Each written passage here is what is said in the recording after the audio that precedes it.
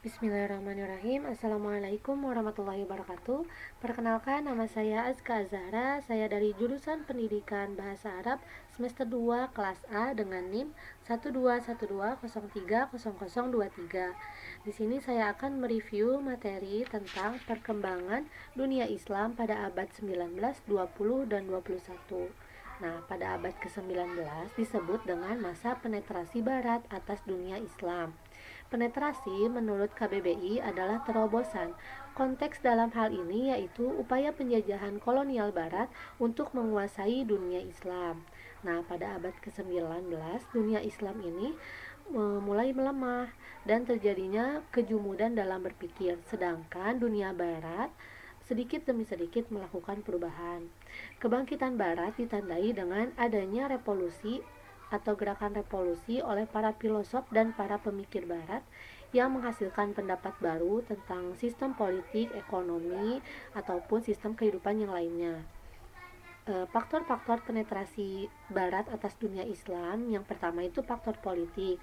Adanya perang salib yang menyebabkan umat Islam kehilangan berbagai daerah yang dikuasainya. Kemudian jatuh ke tangan orang-orang Kristen dan sulit untuk diambil kembali. Lalu ada faktor ekonomi. Penemuan rute perjalanan yang baru di sekitar Tanjung Harapan oleh Vasco da Gama pada tahun 1498 sebagai jalur perdagangan baru. Lalu yang ketiga itu faktor misi agama. Selain untuk mendapatkan wilayah kekuasaan, kekayaan, dan kejayaan di tempat-tempat yang baru, bangsa imperialis juga menyebarkan agama mereka dengan embel-embel mengatasnamakan ilmu pengetahuan, dan ini membutuhkan anggaran yang sangat besar. Ini juga merupakan salah satu bentuk penjajahan dalam pemikiran. Adapun dampak penetrasi barat atas dunia Islam dari segi politik, adanya disintegrasi politik. Lalu dari segi ekonomi, adanya penetrasi kapitalis yang membawa penurunan dalam perdagangan umat Islam. Lalu dari segi pemikiran, Barat mengemban kepemimpinan ideologinya ke dunia Islam dan menjadikannya panggung kebudayaan dan pemahaman kehidupan mereka bagi umat Islam dengan berbagai sarana yang mengatasnamakan ilmu kemanusiaan dan misionaris keagamaan. Lalu pada abad 20, pemikiran pembaharuan pada awal abad ke-20 dikarenakan yang pertama, timbulnya kesadaran di kalangan ulama bahwa banyak ajaran-ajaran yang asing yang masuk dan diterima sebagai ajaran Islam, padahal ajaran itu sangat menyimpang dari syariat Islam. Ajaran ini contohnya itu bid'ah, tahayul. Nah, lalu ulama-ulama itu melakukan sebuah gerakan yang namanya gerakan revolusi atau pembaharuan. Lalu yang kedua, Barat mendominasi di bidang politik dan peradaban. Jadi Islam itu sangat bersinggungan dengan Barat. Nah, jadi menyadarkan tokoh Islam akan ketertinggalan mereka dalam peradaban. Lalu Islam pun mencoba bangkit dengan mencontoh Barat, baik dari sistem politik dan peradaban, supaya bisa sama atau balance dengan Barat. Gerakan pembaruan yang dilakukan oleh Islam merembet ke politik. Jadi politik ini tidak bisa dipisahkan dengan Islam.